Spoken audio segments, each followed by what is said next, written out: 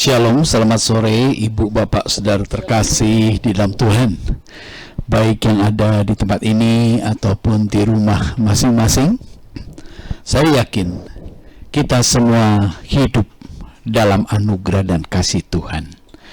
Sebagaimana pujian tadi, kita sama-sama menyanyi bahwa Tuhan itu adalah Tuhan yang setia. Tuhan itu adalah Tuhan yang tak pernah gagal. Dari sebab itu, kita sangat memerlukan kehadiran Tuhan di dalam setiap musim kehidupan kita. Kita sangat memerlukan kesetiaan Tuhan. Kenapa? Karena Dia setia dan karena Dia maha kuasa. Dia adalah Allah yang tidak pernah gagal. Jadi artinya di dalam pribadi Allah itu tidak ada kemustahilan. Inilah dasar yang menjadikan pengharapan kita bahwa Tuhan itu setia menyertai kita. Coba bayangkan, kalau kita disertai oleh satu pribadi yang setia, namun tidak ada gunanya buat kita, kira-kira perlu nggak kehadirannya? Tentu tidak. Nah, dari sebab itu, Ibu Bapak Saudara terkasih, kita sangat memerlukan kehadiran Allah yang setia. God faithfulness, ya. Jadi kita sangat memerlukan kesetiaan Tuhan, kesetiaan Allah. Kita akan merenungkan bagian ini dimulai dengan kita memahami bahwa Allah itu adalah Allah yang maha kuasa, Allah yang tak pernah gagal. Ya, kita akan coba lihat di dalam slide saya, Allah yang maha kuasa. 1 Petrus 1 ayat yang ketiga berbunyi demikian. Terpujilah Allah dan Bapa Tuhan kita, Yesus Kristus, yang karena rahmat-Nya yang besar telah melahirkan kita kembali oleh kebangkitan Yesus Kristus dari antara orang mati kepada suatu hidup yang penuh pengharapan. Ini adalah pernyataan dari murid Tuhan, Petrus namanya. Setelah dia mengalami satu kelahiran baru di dalam Yesus Kristus, setelah dia mengalami satu urapan dan kuasa yang menyertai pelayanannya, Petrus betul-betul memahami siapa Allah Bapaknya yang tidak pernah dia lihat. Karena dia lihat selama ini adalah gurunya, yaitu Yesus Kristus. Yesus Kristus menerangkan bahwa aku ini diutus oleh Bapa. Dan aku ini adalah satu dengan Bapa. Engkau mendengar aku sama dengan engkau mendengar Bapa. Engkau melihat aku sama dengan engkau melihat Bapa. Itu pengajaran pemahaman yang Petrus alami. Tetapi setelah dia mengalami satu kelahiran baru di dalam Yesus Kristus, Tuhan Yesus naik ke surga, Tuhan Yesus mencurahkan rohnya, dan Petrus di dalam menjelang hari-hari akhir hidupnya, dia menuliskan ayat-ayat ini. 1 Petrus 1 ayat 3, terpujilah Allah dan Bapa Tuhan kita Yesus Kristus. Dia mengajak orang-orang percaya untuk memahami dan memuliakan Allah yang begitu agung, yang begitu ajaib. Petrus juga katakan, yang karena rahmat-Nya yang besar, karena anugerah-Nya yang besar, telah melahirkan kita kembali. Jadi, Petrus menyadari, hanya karena anugerah dan rahmat yang besar, maka kita ini orang-orang percaya dapat mengalami kelahiran baru.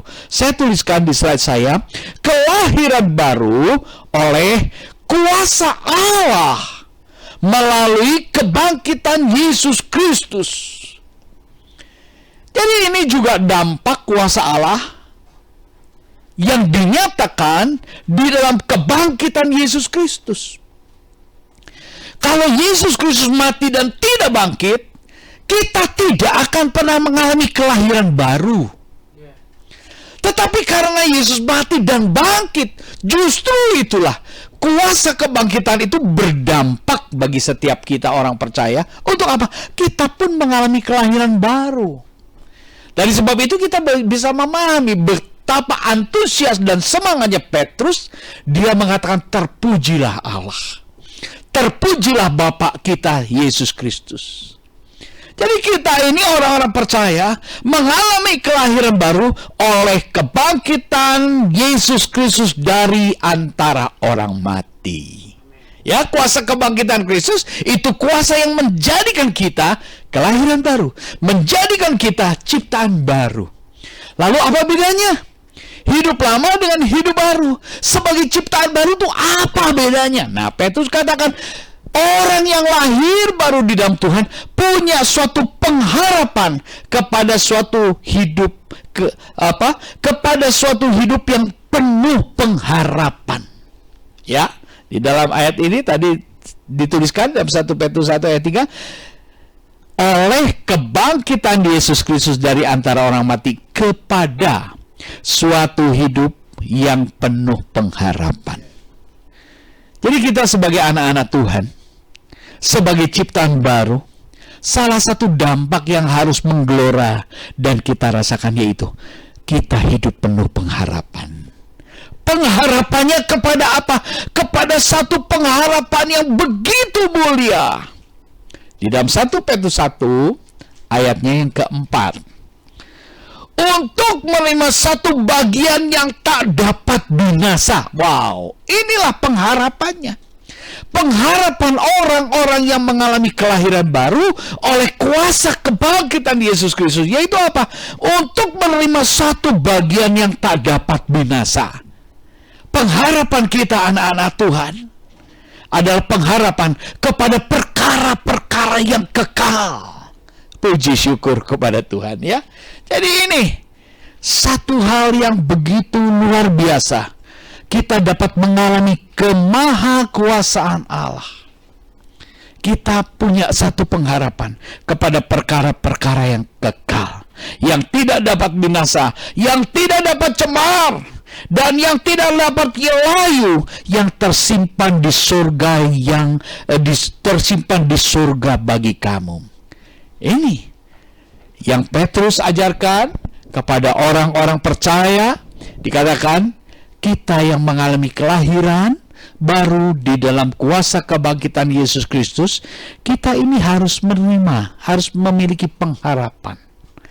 Pengharapan tentang apa? Pengharapan tentang perkara-perkara yang tersimpan di surga yang mulia.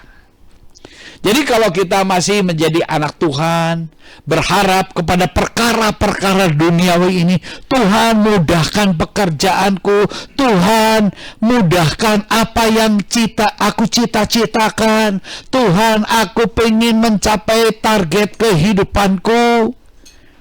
Itu adalah hal-hal yang bersifat sementara di dunia ini. Mari kita tingkatkan pengharapan kita. Kita mau lebih lagi. Jangan kita berharap kepada hanya perkara yang bersifat duniawi. Tetapi marilah kita berpengharapan di dalam kuasa kebangkitan Yesus Kristus, agar kita memiliki pengharapan yang menebus batas kefanaan. Yaitu apa? Pengharapan kepada perkara yang bersifat kekal. Puji syukur kepada Tuhan. Dituliskan pengharapan pada kemuliaan kekal di surga. Nah, inilah kemahakuasaan Allah. Kita akan melihat sekarang di mana kesetiaan Allah yang maha kuasa ini. Kita perlu tahu. Kalau kita tahu di dalam bagian ini Allah maha kuasa betul, memberikan pengharapan kepada kita untuk berharap kepada perkara-perkara yang bersifat surgawi. Ini luar biasa. Ya, kita akan melihat di dalam bagian yang kedua, kita akan melihat bagaimana kesetiaan Allah. Ya, perjanjian kekal antara Allah dan Abraham. Abraham leluhur kita, bahkan leluhur bangsa Israel. Sebelum Israel mengalami penyertaan Allah, Allah sudah menyatakan dirinya kepada satu pribadi yang bernama Abraham. Ya, di dalam Kejadian 17 ayatnya yang ketiga. Lalu sujudlah Abram dan Allah berfirman kepadanya, dari pihakku inilah perjanjianku dengan engkau. Dari pihakku, dari inisiatifku, dari kehendakku, inilah perjanjianku dengan engkau. Engkau akan menjadi bapa sejumlah besar bangsa. Ini Tuhan punya inisiatif kepada Abraham. Ya, Tuhan menyatakan dirinya kepada satu pribadi yang bernama Abram. Di dalam Kejadian 17 ayat yang kelima, karena itu namamu bukan lagi Abram, melainkan Abraham. Namanya diganti, namanya diperbaharui. Karena engkau telah kutetapkan menjadi bapa sejumlah besar bangsa. Dari sekolah minggu ya, ada anak-anak sekolah minggu kan suka nyanyi ya, Bapak Abraham mempunyai banyak sekali anak-anak, aku anaknya dan kau juga, mari puji dia.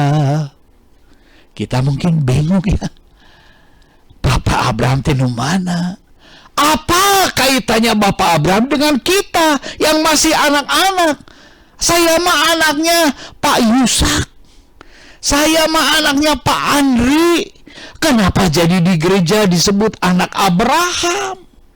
Nah inilah, Ibu Bapak Saudara terkasih, kita harus memahami. Allah menyatakan dirinya, menyatakan inisiatif dan maksudnya, menyatakan janji kepada Abraham. Dikatakan dari pihakku, dari kehendakku, dari kedaulatanku, inilah perjanjianku dengan engkau. Engkau akan menjadi bapa sejumlah besar bangsa. Ini anugerah. Ya. Nah, kalau kita lanjut di dalam Kejadian 17 ayat yang ke-7. Aku akan mengadakan perjanjian antara aku dan engkau, serta keturunanmu turun-temurun, menjadi perjanjian yang kekal, supaya aku menjadi Allahmu dan Allah keturunanmu. Ini perjanjian antara Allah dengan Abraham. Abraham sudah meninggal, tetapi perjanjiannya itu tetap ada untuk turun-temurun. Kenapa? Karena Allah tidak pernah meninggal. Amin. Karena Allah itu kekal. Jadi kalau dia janji, pasti janjinya kekal. Janjinya orang tua kita ya sebatas dia hidup, betul nggak? Kalau dia mati, janjinya ya sudah, nggak bisa diapa-apakan. Walaupun mungkin masih ada janji-janji yang belum dikabulkan, belum digenapi, orangnya sudah nggak ada. Jadi janji manusia itu sangat terbatas. Bukan saja manusia berjanji sangat terbatas, tapi juga mudah berubah. Hari ini janji A, besok bisa janji B. Kalau misalnya orang tua kita itu misalnya janjinya itu tepat, terus tepat, tetapi juga akan terbentur dengan usia, sehingga janjinya ya terbatas. Tetapi Allah, kita mau renungkan bahwa sejak dari zaman Abraham, Allah berjanji supaya keturunan Abraham itu diberkati, semua bangsa-bangsa diberkati karena engkau. Wah, Abraham dianugerahi satu janji yang kekal, yaitu apa? Menjadi saluran berkat. Dari sebab itu, kita semua yang sampai saat ini masih menyanyi tentang kesetiaan Allah, memuji menyembah tentang kesempurnaan Allah, kemahakuasaan Allah, bahwa dia tidak pernah gagal. Itu bukan nyanyian yang kosong yang ditujukan kepada Allah yang mati. Tetapi itu pujian kita ditujukan kepada Allah yang hidup, Allah yang kekal, Allah yang setia menyertai kita. Kita akan lihat bagaimana Allah memilih umatnya, menetapkan umatnya, dan memelihara umatnya. Ya, di sini kalau di dalam slide yang kedua ini, Allah berjanji kepada Abraham, Allah menetapkan Abraham pribadi. Tetapi kita akan melihat bagian lain. Allah yang setia memelihara umatnya. Kenapa bisa menjadi umatnya? Ini pun penetapan Allah. Ini pun anugerah Allah. Di dalam Keluaran 13 ayat yang ke-18. Tetapi Allah menuntun bangsa itu berputar melalui jalan di padang gurun menuju ke Laut Teberau. Dengan siap sedia berperang, berjalanlah orang Israel dari tanah Mesir. Israel adalah umat kesayangan Allah, umat pilihan Allah, dan Allah menganugerahkan anugerah keselamatan. Dia ingin membawa bangsa Israel dilepaskan dari perbudakan orang-orang Mesir.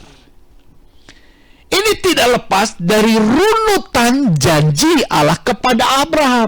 Sebab Israel ini adalah keturunan Abraham. Abraham, Ishak, ya, Yakub, terus juga Yusuf yang ke Israel, ya. Allah tuh setia di dalam janjinya. Setelah Yusuf tinggal di Mesir, ya, dia menjadi besar, tapi tertindas. Nah, saat itulah Allah mulai menyatakan cara pemeliharaannya kepada umat pilihannya, kepada bangsa Israel. Ya, dengan siap sedia berperang, berjalanlah orang Israel dari tanah Mesir, bergerak dari tanah perbudakan, bergerak keluar dari tanah perbudakan. Tetapi juga mempersiapkan bangsa ini keluar dari perbudakan untuk menghadapi peperangan. Jadi kita juga melihat di sini, ya, orang yang dipimpin, orang yang dipilih Allah, orang yang diselamatkan Allah, tetapi ternyata juga tidak lepas dari berbagai rintangan, tetapi justru dipersiapkan menghadapi tantangan, menghadapi rintangan. Di dalam Keluaran 13 ayat yang ke-21, Tuhan berjalan di depan mereka pada siang hari dalam tiang awan untuk menuntun mereka di jalan, dan pada waktu malam dalam tiang api untuk menerangi mereka, sehingga mereka dapat berjalan siang dan malam. Puji syukur kepada Tuhan. Ini konsistensi Allah di dalam memelihara umatnya. Ketika Allah mau membebaskan Israel dari perbudakan Mesir, Allah menuntun mereka. Memang mereka harus dipersiapkan menghadapi tantangan, menghadapi peperangan, tetapi Allah tidak biarkan mereka berjalan sendiri. Allah berjalan di depan, ya. Tuhan berjalan di depan mereka. Ini kesetiaan Allah, dan sangat diperlukan kehadirannya oleh orang-orang Israel. Pada siang hari dalam tiang awan untuk menuntun mereka berjalan, pada malam hari dalam tiang api untuk menerangi mereka. Puji Tuhan. Jadi providensial Allah, penyertaan Allah, kehadiran Allah itu nyata pada zaman orang-orang Israel keluar dari perbudakan Mesir. Dikatakan juga sehingga mereka dapat berjalan siang dan malam. Orang dapat berjalan siang dan malam. Orang bisa bergerak aja. Perlu tenaga nggak? Jelas perlu tenaga. Kalau tidak ada tenaga, tidak ada kekuatan. Ya. Jadi jelas, sehingga mereka dapat berjalan siang dan malam. Berjalan siang dan malam itu membuktikan bahwa penyertaan pemeliharaan Tuhan mencukupi seluruh sisi kehidupan mereka. Kalau tidak ditopang, mana mungkin mereka dapat tetap berjalan. Kalau tidak dikasih makan, mana mungkin mereka punya energi untuk bergerak dan berjalan. Kita semua tahu Allah pelihara mereka melalui mana, melalui burung, ya. Jadi Tuhan itu pelihara. Puji syukur pada Tuhan. Inilah kesetiaan Allah di dalam menyertai umatnya, di dalam memelihara umatnya. Jadi jelas Allah yang setia itu nyata. Dia berjanji dengan setia. Dia menyertai dengan setia. Dia adalah Allah yang hidup, Allah yang Maha Kuasa. Dia mampu memelihara umatnya berjalan di padang gurun. Iya, sehingga pakaian mereka tidak menjadi rusak, sepatu mereka tetap awet, ya. Ibu bapak saudara terkasih, itu bukti penyertaan Allah. Kehadiran Allah sangat kita perlukan. Puji syukur kepada Tuhan. Sehingga kita juga dapat lihat di dalam Keluaran 13 ayatnya yang ke-22.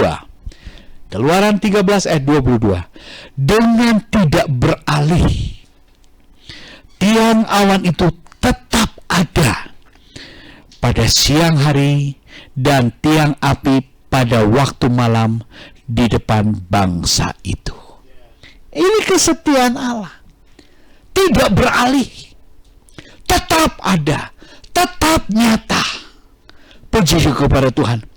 Di dalam perjalanan kehidupan bangsa Israel ini mereka melihat ada tiang awan, ada tiang api.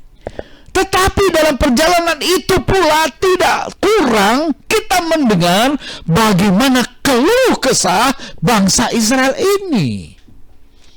Mereka sudah dipimpin, mereka sudah dipelihara, mereka sudah dicukupkan. Tetapi banyak kali bukan? Mereka itu berontak, mereka itu mengeluh, mereka itu marah terhadap Musa. Dan mereka selalu berkeinginan kembali ke Mesir. Biar aku dijajah di sana, diperbudak di sana, tetapi aku bisa makan kenyang. Itulah pergumulan bangsa Israel. Walaupun di tengah-tengah nyatanya penyertaan Allah. Menjadi perenungan bagi kita, ibu bapak saudara terkasih. Jangan sampai kita ini menjadi umat Tuhan. Yang Tuhan setia menyertai kita. Yang Tuhan setia menjaga kita. Tetapi kita tidak dapat merasakan kehadiran Tuhan. Sebagaimana yang dialami dan dirasakan Israel. Dikatakan dengan tidak beralih tiang awan itu tetap ada pada siang hari dan tiang api pada malam hari di depan bangsa itu tetap ada. Tetapi begitu nyata penyertaan Allah, tetapi tidak hentinya mereka berkeluh kesah. Ini menjadi perenungan bagi kita. Jangan sampai kita sebagai anak-anak Tuhan selalu berkeluh kesah, selalu bersungut-sungut, selalu komplain sama Tuhan. Tetapi sebaliknya, mari kita belajar mengucap syukur. Karena Dia Allah yang tidak pernah gagal, Dia Allah yang menyertai kita, Dia Allah yang memelihara kita. Puji syukur kepada Tuhan. Nah, inilah kehidupan anak-anak Tuhan yang hidup di dalam kelahiran baru, menjadi ciptaan baru.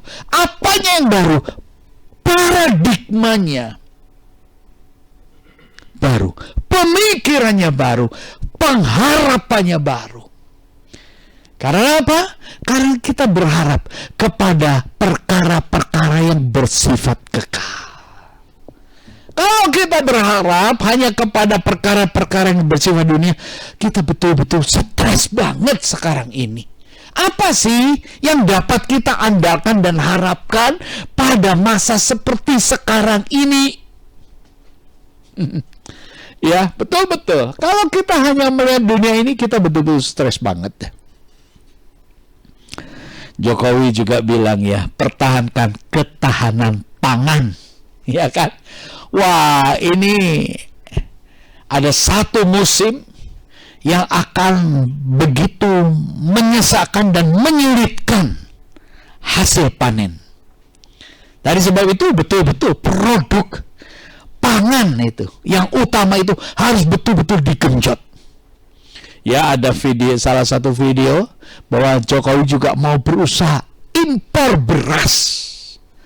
Tetapi banyak negara-negara mulai pegang beras, tidak mau jual. Mereka menjaga ketahanan pangan bagi negaranya, bagi rakyatnya. Ini yang ada di hadapan kita, ketahanan pangan. Ini yang harus dijaga. Betul-betul. Memang ini menjadi realita. Sekarang kita ya melihat suhu udara ini panas sekali. Tapi tadi malam dingin sekali. Mestinya sekarang ini sudah tidak hujan, tapi hujannya besar sekali. Kita sudah tidak dapat prediksi apakah ini musim kemarau atau musim hujan. Sudah tidak bisa. Apa yang bisa jadi andalan buat kita? Semua sudah berubah dan sulit dikendalikan, sulit diprediksi. Maka sebab itu, Ibu Bapak Saudara terkasih, bagaimana caranya agar kita tetap memiliki sukacita dan pengharapan kepada Tuhan? Ya, berharaplah kepada Tuhan. Karena Dia ada, Dia nyata, Dia menyertai kita. Bangsa Israel melihat ada tiang api, ada tiang awan. Mereka melihat, tetapi mereka tetap berkeluh kesah. Tetapi sekalipun kita tidak melihat Allah menyertai kita, tetapi bukti penyertaannya itu ada dan kita alami setiap pribadi kita. Amin. Kalau kita masih sehat, kalau kita masih bisa bernafas, kalau kita masih bisa beraktivitas, bersyukurlah. Puji syukur kepada Tuhan. Ya, kembali kita lanjut. Kalau dalam slide ini, Allah yang setiap memelihara umatnya, itu bangsa Israel. Bagaimana? Apakah Allah mampu memelihara kita? Ini kan menjadi perenungan bagi kita. Kita akan lihat slide berikutnya. 1 Petrus 1 ayat yang kelima, ya, yaitu kamu yang dipelihara dalam kekuatan Allah karena iman. Mau kita mengalami pemeliharaan oleh kekuatan Allah? Caranya bagaimana? Bukan menghimpun deposito yang banyak, tetapi kita perlu membangun iman. Puji syukur kepada Tuhan. Yaitu kamu yang dipelihara dalam kekuatan Allah karena imanmu. Bukan karena kehebatanmu, bukan karena kepintaranmu, bukan karena keahlianmu, karena wibawa dan pengaruhmu, bukan. Tetapi karena imanmu. Iman ini hal yang penting, bukan hal yang sepele. Ya, puji syukur kepada Tuhan. Ya, itu kamu yang dipelihara dalam kekuatan Allah karena imanmu. Sementara kamu menanti keselamatan yang telah tersedia untuk dinyatakan pada zaman akhir. Sementara. Jadi ini berbicara tentang waktu. Waktu kapan? Saat ini kita dipelihara oleh kekuatan Allah karena kita beriman kepada Allah. Sementara kita menantikan keselamatan yang telah tersedia. Keselamatan yang mana? Keselamatan yang kekal. Keselamatan yang mulia. Puji syukur kepada Tuhan. Dan itu akan dinyatakan pada akhir zaman. Akan dinyatakan. Nanti keselamatan yang kekal itu akan dinyatakan. Walaupun sekarang ini kita hidup dalam anugerah keselamatan. Di dalam kekuatan Allah. Allah yang tidak pernah gagal. Allah yang setia itu memelihara kita. Coba kita lihat di dalam 1 Petrus 1 ayat yang ke-6. Setelah kita memahami bahwa Allah sanggup memelihara umatnya, termasuk kita semua, bukan cuma bangsa Israel. Kapan? Saat ini. Kita ini dipelihara oleh kekuatan Allah. Ya, maka sebab itu 1 Petrus 1 ayat 6, bergembiralah akan hal itu. Sekalipun sekarang ini kamu seketika harus berduka cita oleh berbagai-bagai pencobaan. Nah, bergembiralah sekalipun kita menghadapi tantangan, menghadapi pergumulan, menghadapi hal-hal yang menakutkan di depan. Tetapi karena pengharapan kita menembus kefanaan, segala penderitaan yang kita hadapi, segala permasalahan yang menggunung, yang menghadang, itu pun ada batasnya, tidak kekal. Ya, kapan kita berhenti menghadapi berbagai tantangan dan pergumulan? Ketika kita meninggalkan dunia ini dan berpindah ke rumah Bapa di surga. Amin. Segala penderitaan, tantangan itu selesai. Jadi kalau demikian, kita bisa melihat mana yang fana, mana yang sementara, dan mana yang kekal. Ya, jadi pencobaan-pencobaan yang merintangi, menggoda kita, menantang kita, menakutkan kita, ketahuilah itu hanya bersifat sementara. Mengatasinya bagaimana? Solusinya bagaimana? Berpegang dengan iman, berharap kepada perkara yang kekal. Nah, itu solusinya. Itu obatnya. Sehingga kita tuh dapat bergembira, dapat bersuka cita.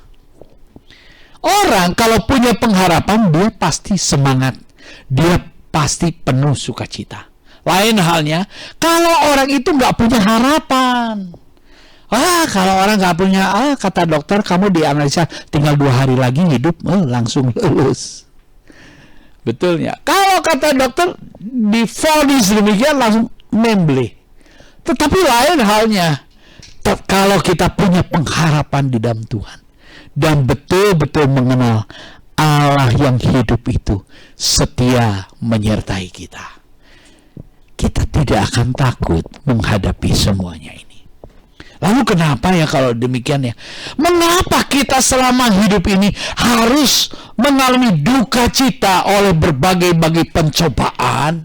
Mungkin kita juga berpikir, aduh kalau begini kenapa ya Tuhan? Hese-hese teh, hirup teh. Ya. Mari kita lihat di dalam 1 Petrus 1 ayat yang ke-7. Maksud semuanya itu ialah untuk membuktikan kemurnian imanmu. Maksud yang terjadi di dalam ayat 6b, sekalipun sekarang ini, maksud semuanya itu ialah untuk membuktikan kemurnian imanmu. Jadi kita tahu ya, zaman sekarang ini sangat sulit. Tetapi kalau kita tahu, itulah proses memurnikan iman. Ya, inilah proses memurnikan iman. Seperti emas. Emas itu mau karatnya sampai 24 itu terus diproses, dimurnikan sampai maksimal. Diproses. Inilah saatnya. Ibu bapak saudara terkasih, jangan menjadi kita tawar hati. Kita menghadapi proses, ya. Tetapi itu membuktikan kemurnian imanmu, yang jauh lebih tinggi nilainya daripada emas yang fana, yang diuji kemurniannya dengan api. Sekalipun emas itu diuji kemurniannya dengan api sampai maksimal, tetap itu fana. Iman kita lebih bernilai tinggi. Puji syukur kepada Tuhan. Tadi kita tahu bagaimana caranya supaya kita mengalami penyertaan dan pemeliharaan oleh kekuatan Allah, yaitu karena iman. Jadi kalau demikian, kita betul-betul harus peduli dengan iman kita, peduli dengan pertumbuhan rohani kita. Ini penting. Bagian C, 1 Petrus 1 ayat 7, sehingga kamu memperoleh puji-pujian dan kemuliaan dan kehormatan pada hari Yesus Kristus menyatakan dirinya. Nah, Yesus Kristus belum menyatakan dirinya. Setelah dia naik ke surga, dia belum menyatakan dirinya. Bagi kita, nanti sekali waktu, dia bisa menyatakan dirinya saat dia datang di awan-awan, atau dia juga bisa menyatakan dirinya kepada setiap pribadi kita masing-masing, menjemput kita untuk pulang ke rumah Bapa di surga. Sehingga kita tahu orang yang lahir baru di dalam Yesus Kristus, ketika dia meninggal, dia dijemput oleh Yesus Kristus, dibawa ke rumah Bapa di surga. Itu nanti sekali waktu akan dinyatakan. Sehingga kamu memperoleh puji-pujian dan kemuliaan dan kehormatan. Nanti kita nggak usah cari pujian, kita nggak usah cari kemuliaan. Nanti kita akan dianugerahi pujian dan kemuliaan. Siapa yang memuji kita? Siapa yang memuliakan kita? Allah yang bertahta di dalam kerajaan surga. Dia akan memuji dan memuliakan kita. Kalau kita tekun menjadi pelayannya, dia akan memuji dan memuliakan kita dengan pernyataan, hei hambaku yang baik dan setia, masuklah dalam sukacita bersama Tuhanmu. Itu salah satu pujian. Bagi siapa? Bagi hamba yang setia. Bagi pengelola kasih karunia Allah. Ya, jadi Ibu Bapak Saudara terkasih, kita tahu Allah setia menyertai kita. Siapakah dia? Dia adalah Allah yang maha kuasa. Bagi dia tidak ada hal yang mustahil. Dari sebab itu, kita sebagai umat tebusan Tuhan, anak-anak, sangat membutuhkan kehadirannya, kesetiaannya, sebab dia Allah yang maha kuasa dan Allah yang penuh dengan cinta kasih. Puji Tuhan, mari kita tundukkan kepala. Terima kasih Tuhan untuk beberapa ayat firman-Mu yang kami renungkan bersama pada kesempatan petang hari ini. Biarlah Roh Kudus akan terus berbicara, memberkati setiap pribadi yang sudah mendengar bagian firman-Mu, dan Roh Kudus memberikan pencerahan, kekuatan, dorongan, agar kami siap, semangat, menjadi pelaku-pelaku firman. Terima kasih untuk berkat firman-Mu. Dalam nama Tuhan Yesus Kristus, sama panjatkan peralaskan segala doa ini. Haleluya. Amin. Puji Tuhan. Tuhan memberkati kita semua.